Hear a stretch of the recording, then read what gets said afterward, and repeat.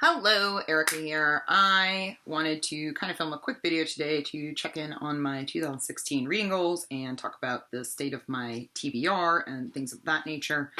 So I didn't have a ton of goals going into 2016. I basically said I was going to read what I wanted whenever the hell I wanted, and I'll link my 2016 reading goals video down below, but I have been doing that, so good job me. So I did talk a little bit at the beginning of the year about my TBR and kind of what I wanted to do with it. It's a hot topic. Everyone talks about their TBRs. We all talk about getting rid of all of our TBR books. Some people succeed. I am not one of them yet. At the beginning of the year, I went into the year with about 85, I think it was 83 exactly, physical books on my shelves that I had not yet read.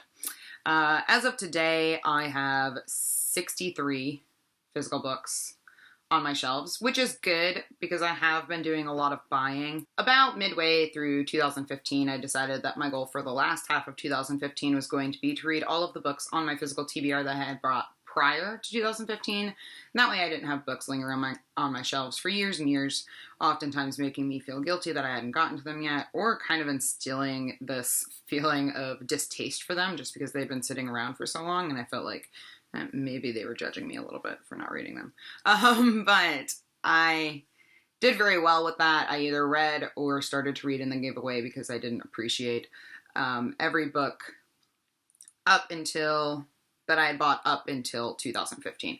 So I went into this year solely with books from last year on my physical TBR, which is great.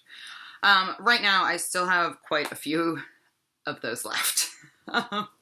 This year has been interesting for me because I've been paying a lot more attention to new releases, and I've been reading a lot more of kind of shortlisted books for awards and things like that than I have in previous years.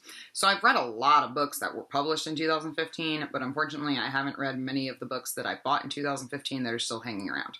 So I wanted to talk about the ones that I have left so that maybe it'll help me recommit, so that by the end of the year, at least once again going into the new year, I'll only have books from 2016 on my TBR. So I have 33 books total left on my TBR that I bought in 2015 and would like to finish by the end of this year.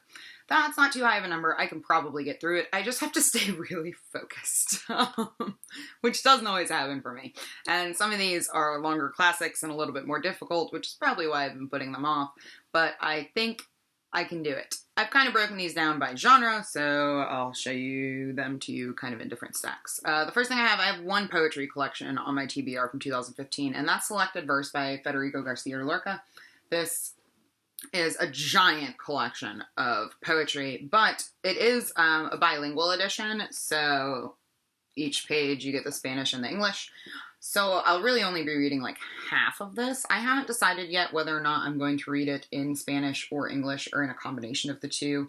It will take me quite a bit longer to get through if I read it in Spanish, but I also find that to be a much more rewarding and kind of gratifying reading experience. So we'll see. I may read some of the poems in English and some in Spanish. I just have a few kind of classics here. I have The Waves by Virginia Woolf, which will be my third Virginia Woolf novel. It's also the largest one I'll have read, and I'm not entirely sure what it's about, but I don't really think you can provide a synopsis for Virginia Woolf anyway. She's one of those writers. I love her, but I know that this will take me a little bit to get through, and I know it's not going to be easy, but I also know that I will probably love it. It'll probably be super rewarding, and it will definitely be absolutely beautiful. I have two Jane Austen novels that I have to read. I have Persuasion, and I also have Mansfield Park.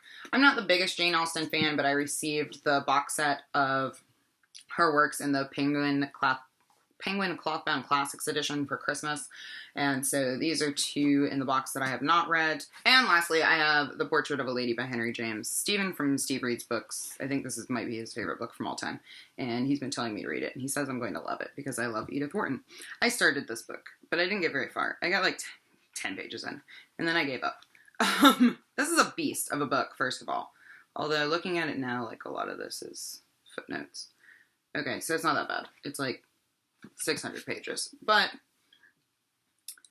I don't know why I'm putting it off. I should really just do this. Most of the books left on my TBR are just novels. A lot of it's literary fiction or kind of modern classics, so we will go through those. First, I have the book, one of the books I'm currently reading, which is Affinity by Sarah Waters. This is amazing, and I am only 40 pages into it, but those 40 pages went really fast, so I don't think it'll take me too long to finish it. It's quite gripping. It's historical fiction. It's set in Victorian England, so I'm really excited about this. I loved The Little Stranger by Sarah Waters, and hopefully I'll finish this very soon. I have another historical fiction novel, which is strange for me. This is Dancer by Colin McCann. This is based on the life of a famous Russian ballerina, I believe, and I, again, have previously read of one of Colin McCann's books. I read Let the Great World Spin, and I really enjoyed it. So I'm hoping to get into this. It's also very beautiful. I have John Irving's Avenue of Mysteries, which was his 2015 release. I got this for Christmas, so really this wasn't on my TBR for that long in 2015. But need to read this. I'm not super enthralled by the premise, but I've yet to find a John Irving novel I didn't like, so hopefully I'll just bite the bullet and pick it up, and I'll end up loving it. I have A Girl is a Half-Formed Thing by Emer McBride. This won the Bailey's Women's Prize for Fiction a couple years ago, I believe. This, again, is supposed to be kind of difficult, kind of stream of consciousness-esque, and it's about a sister and her brother, and I believe her brother has a brain tumor, yep. But I'm really excited about it, and it's not that long. I have 2 Murakami novels. This is mainly because, as I said in my last haul, I'm trying to get my hands on all of his work in these vintage editions, these US editions, and not the stupid new shiny ones with the colors on them. With the colors on them. Yes. You know what I'm talking about, though. Anyway, so I have Dance, Dance, Dance, and I have Kafka on the Shore. I don't know much about either of these. I know that this one has a talking cat in it, but that's about it. That's how I prefer my Murakami, and his books never take me long to get through, so I don't know why I haven't read those yet.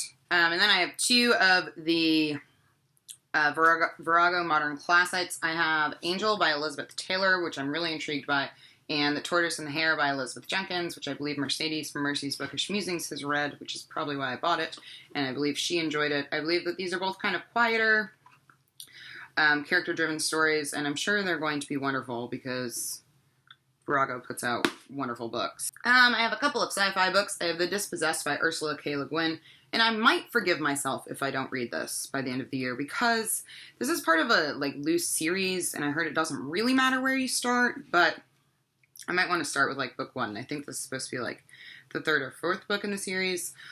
And I have Parable of the Sower by Octavia E. Butler. I started this as well. I got 20 pages in. I was really intrigued. I don't know why I put it down. I just did.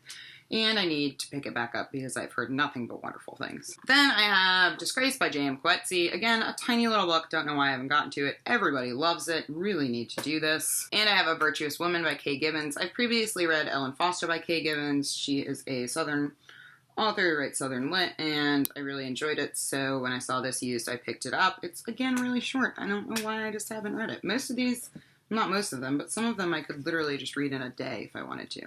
The last kind of novel I have on my list is kind of a cheat. So this is the short novels of John Steinbeck, which I have owned since 2014, but I've read most of, and so I didn't either read it or get rid of it at the end of last year. I have 1 novella left in here, and it's Cannery Row. It's really short. It's this much of the book. I've tried to start it a couple of times. I haven't been able to get into it. I really have to be in the mood for Steinbeck, and I've kind of overdosed on him in the last year or so. But I'm going to finish it, and I'm going to be really happy to say that I've read all of these. I just need to do it. I have some nonfiction, mostly essays and kind of memoir-esque things. The first thing I have is a graphic memoir. This is called Tomboy. It's by Liz Prince, who I met at North Carolina Comic Con last year, and it's just kind of a memoir of herself growing up as a tomboy. And my edition signed with this adorable little drawing on it. I love it. Anyway, so, again, it's a graphic memoir. It's not that long. I could read this in one sitting. Another book I can read in one sitting is Letters to a Young Poet by Rainer Maria Rilke. I have really got to learn how to pronounce his name. Again, this is super short. It's Letters to a Young Poet. And, the book itself is small, and it's short, and I could read it, again, in one sitting. I really just need to buckle down and do this stuff, y'all. And then I have 3 essay collections. The first one is Mystery and Manners by Flannery O'Connor. I've read the first 2 essays in this book and then never picked it back up. I don't know why, because I love Flannery O'Connor. This is kind of some deep and heavy stuff, though, so I need to start picking this back up again and maybe kind of dip in and out of it so as not to be overwhelmed or make my brain explode. Then I have Sister Outsider by Audre Lorde. I've never read anything by Audre Lorde, and I'm so excited to read this because I hear nothing but amazing things about this book. But again, I think it's going to be a little bit heavy, and it's hard to make myself pick up stuff like that, especially when I have, like fun novels sitting next to it. It's very silly of me because I do really want to read it, and I know I'm not going to regret it. I just need to read it. And lastly, I have Changing My Mind by Zadie Smith. Again, I've read like the first two essays in this collection, and this is supposed to be amazing. Oh, and I know why I stopped, because the next essay is about E.M. Forster. It's Lit Crit, and I wanted to read some E.M. Forster before I read it. I have since read some E.M. Forster, so I can finally return to this. And lastly, I have quite a few short story collections that I really need to read. I have not been reading as many short story collections this year as I have in past years, and I'm not sure why that is, but I accumulated a few in 2015, and I really need to read them. So I have the selected stories of Chekhov, who I've never read, but of course is known to be, you know, one of the great masters of the form. His stories are apparently going to ruin me. This is long, but I know I'm going to like it a lot. I have a collection by Lori Moore, which I've also started. There are bookmarks in like half these books, y'all. Look, I didn't even finish the story. I'm like halfway through the story. I didn't stop at the end of a story. Who am I? Birds of America by Lori Moore. I read her collection, Self-Help, last year, I think. Really loved it. Lori Moore, again, one of the best American contemporary short story authors. And need to do this. She's very witty. Little dark. Really good stuff. I have The Last Animal by Abby G. I have put this on so many TBRs, and I've just not read it. And I know I'm going to love it, and I really need to read it. I have Pretty Monsters by Kelly Link, which I've owned since I read Magic for Beginners, which is a really long time ago. And half the stories in here are like crossover stories, so I don't even have to read them again. Like Magic for Beginners and The Fairy Handbag are definitely stories that are also in the collection Magic for Beginners. So this won't take me any time at all. And I love Kelly Link, too. I have one collection by George Saunders. This is in Persuasion Nation. I think I'll get to this sooner rather than later, probably. A, because I just read his collection Civil War Land in Bad Decline, and it reminded me how much I absolutely adore his work. And B, because he has a novel being released in February, which I'm so excited about, so I'm like craving some George Saunders right now. I have another book that I have started. This is Vampires in the Leven Grove. I am like over 50 pages into this. Don't ask me why I stopped. I was really enjoying this, too. The problem with this one is I was really enjoying this, and then everyone started talking about how this is the worst of her works. Like, it's everyone's least favorite as compared to Swamplandia and St. Lucie's Home for Girls Raised by Wolves, and that kind of got me down. I need to stop listening to what other people say, which is going to happen never, because then I would never be allowed on BookTube. Anyway, I really liked it. There was that story about the women in the cocoons, and it was crazy. So good. Just need to finish it. And then I have 3 short story collections by Alice Munro. I love Alice Munro. I just talked to my recent haul about how I find her work everywhere, and I always pick it up because I can't resist buying it. So I have no idea if I'm going to get through all of these. Listen, if I don't get through this, I will forgive myself, because this is a giant short story collection, y'all. It's 765 pages. Like, holy moly, that's a lot of short stories. And it's her selected stories from 1995 to 2014. This woman writes a lot of short stories. Well, she doesn't anymore, but she used to. I'm sorry, my cats are jumping on my bed, which is where my camera is perched, and they're shaking it again, and they're fighting with each other. And, hey, quit it! Hey, go find something else to do, please.